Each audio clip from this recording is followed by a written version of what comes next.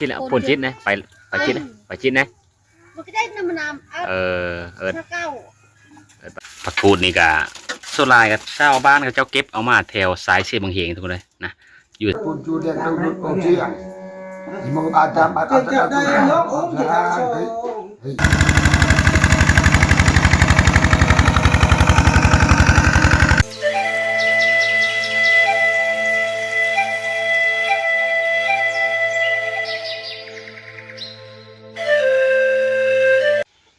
กับสบายดีทุกคนแล้วก็สบายดี FC ที่กำลังติดตามนะ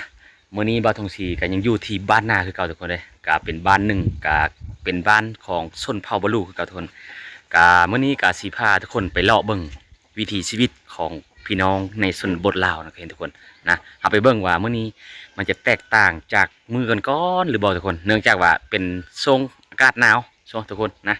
แต่บ้านทงศรีก็ยังไปซึ่งไม่ได้ทุกคนเนื่องจากว่าเขตนี้นี่ผลมันอุ่ยตลอดทุกคนเลยนะบอกเลยว่าเดือนหนึ่งเดือนสองนี่ผลอุ่ยเกี่ยนี้นะการสิพาทุกคนเลาะเบิ่งวิถีชีวิตของ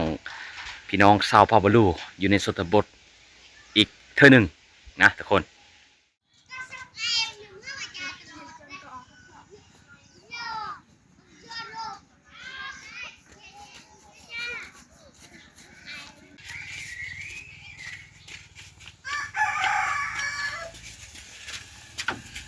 เอาทุกคนอันนี้คือโคผักกูดใส่ปองปลาหรือว่าใส่ปลากระป๋องทุกคนเลยผักกูดนี่ก็โซลายกับชาวบ้านเขาเจ้าเก็บเอามาแถวสายเสียบางเฮงทุกคนเลยนะอยู่แถวนี้นี่ว่าเรื่องผักกูดนี่หากินง่ายประเภทมักแข้งบ่อนะมะเขือนี่ก็จะหายากทุกคนนอกจากว่าชาวบ้านเขาเจ้าปลูกเองทุกคนเลยเด็กทุกคนเรื่องกะใกล้ชิฮอดยามฤดูหนาวนะชาวบ้านมันก็เริ่มเอาไม้แบบว่าไม้ห่อนะทุกคนไม้ห่อบางทีก็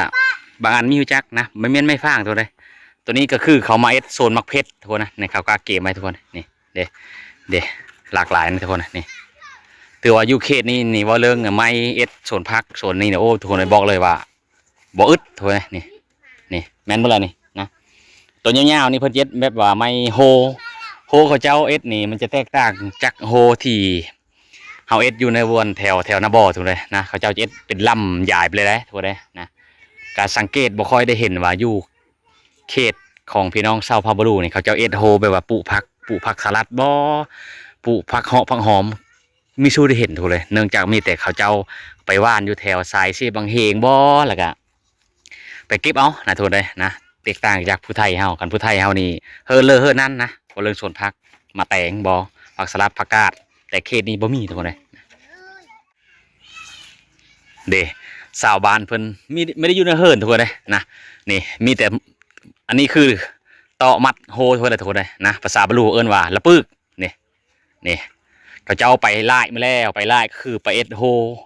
ฮโซนอยู่แถวแคมเซมังเฮงก็คือปุมักซาลีปุยาสูปุมะเพชรนะเริ่มปุถูกเลยนะเดินเก้าปีหน้าก็เริ่มจะได้กินถ้าว่ามันน้ำมิโทมนะบ้านหน้าเป็นบ้านหนึ่งที่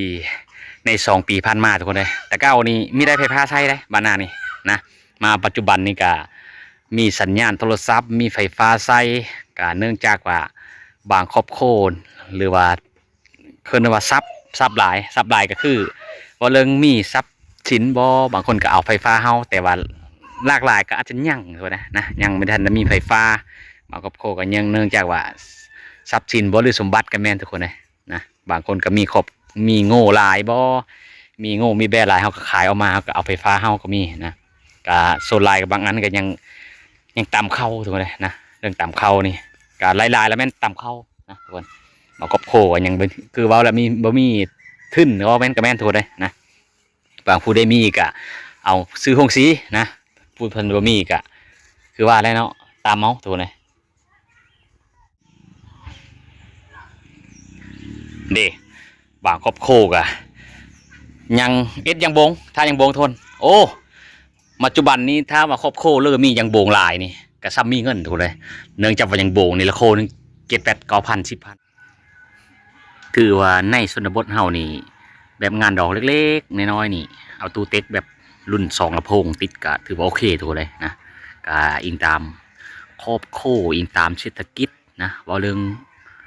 เศรษฐกิจของครอบครัวว่าเรื่องงานดองกะบางงานดองค่าดองมันถือบางงานดองค่าดองมันแพงถูกไหมนะถ้าว่าค่าดองแพงนี่ก็เขาเจ้าจะเศร้าตู้ใหญ่แน่เศร้าโต๊ะเศร้าเต็นท์แน่นะถ้าว่าค่าดองดำ5 ล้าน10 ล้านนี่เขาเจ้าก็เอ็ดแบบง่ายๆเลยนะทุกคนตู้นั่นก็ประมาณอยู่เท่ากับ80 โลไม่ใช่ไหม80 โลบ่ฮอด100 โลประมาณ80 โลนี่4 คนหามทุกคนเลยกับประมาณนั้นถือว่ามันใหญ่เฮา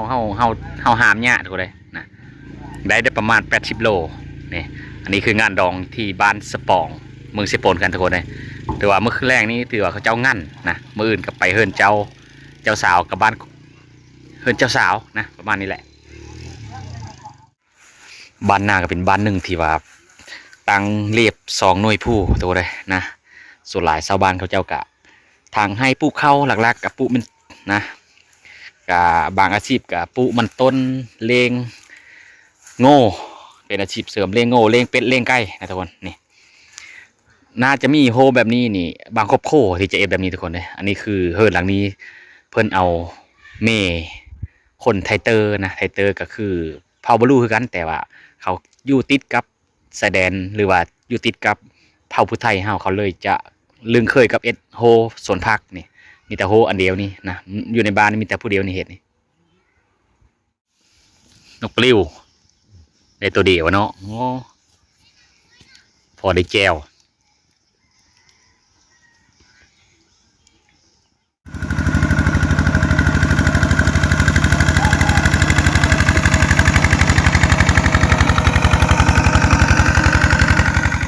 เอาทุกคน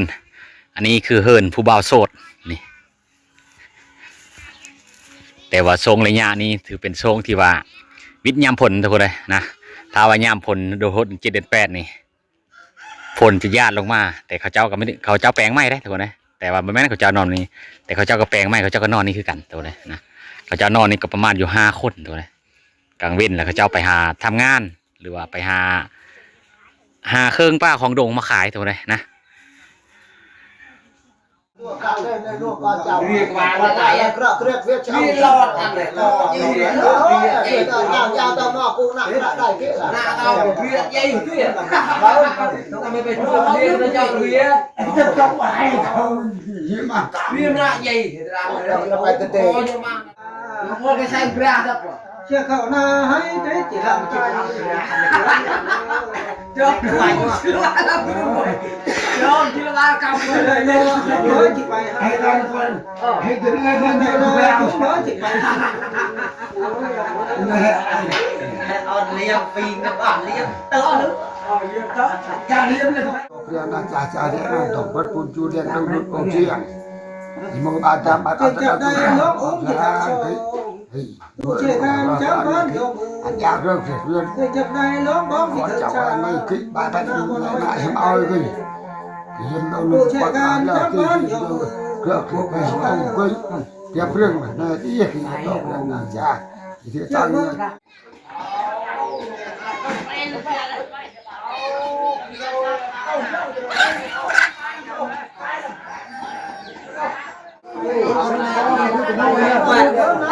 ว่าอย่างของถ่ายรูป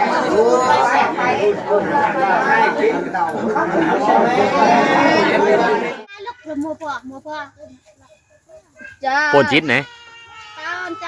บอนชิละปนจิตนะไปจิตนะไปจิตนะไปจิตตะเกียครับลงจักบ้านบักมันมูจัดละ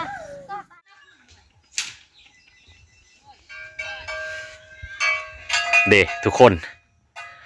เคาะแบนี่กับบางครอบโคกับสะอาดเขาจะเฮ็ดทุกคนเลยนี่นะโอ้นี่